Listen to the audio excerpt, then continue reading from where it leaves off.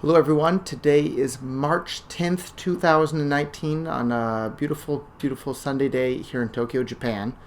And I noticed the last 24 or 48 hours, a lot of people have been talking on the internet about taxes. Taxes in cryptocurrencies, taxes in Bitcoin, taxes.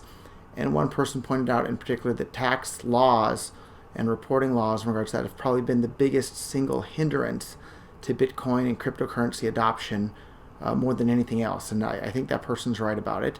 But I wanted to bring to everyone's attention my favorite video on the subject of taxes. It's less than 4 minutes long, so it won't take long at all. And it doesn't draw any conclusions, it only asks questions. But I ask all of you to spend a couple of moments and ask those questions to yourself and see what you think about taxes. And I think if you can share this video with other people that maybe haven't given much thought as to exactly what taxes are, hopefully you can get more and more people to think about exactly what taxes are and what sort of place they should play in our society. So you may have a hint as to what my opinion is, but please form your own opinion and think about it. So enjoy the video and share it with a friend, and thank you to BitButter, early Bitcoin adopter, for making the video. So without further ado, here it is.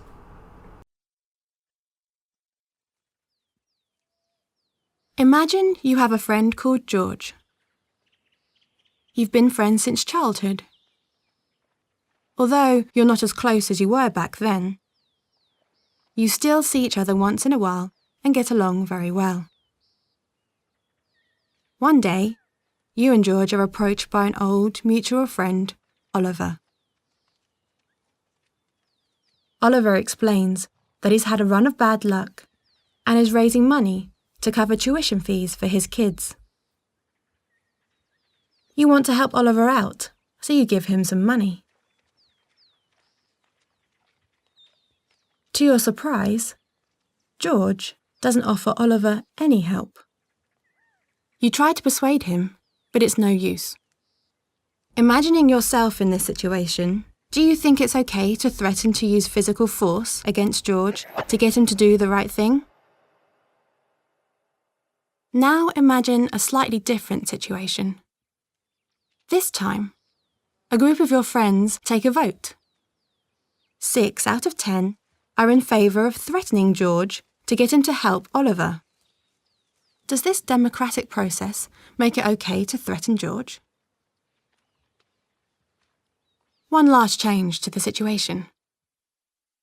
This time, imagine that many thousands of people have democratically agreed that a group, who we'll call the agents, should do whatever is necessary to take money from George and give it to Oliver's family. The agents don't explicitly threaten George at first.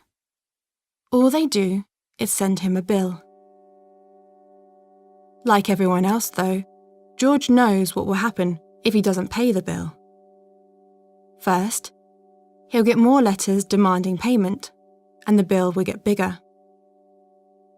Eventually, if he still doesn't pay, agents with guns will break into his house and take him away against his will. Almost everyone pays the bills without protest. They know that agents are prepared to use as much force as necessary to overpower you if you resist. Do you think it's acceptable for the agents to threaten violence against George if he doesn't give his money towards helping Oliver's family? If we approve of state programs that redistribute wealth, we must also approve of threats of violence made against peaceful individuals, because this is how the funds are collected. On the other hand, most of us feel uncomfortable about threatening peaceful people when we imagine having to make the threats ourselves. If we feel negatively towards the idea of threatening George personally, can we really be comfortable with the threats made against him by agents of the state? Some people believe that voluntary interaction and spontaneous order are realistic and preferable alternatives to state coercion as a way of organising society. Do a web search for some of these terms if you're interested in learning more.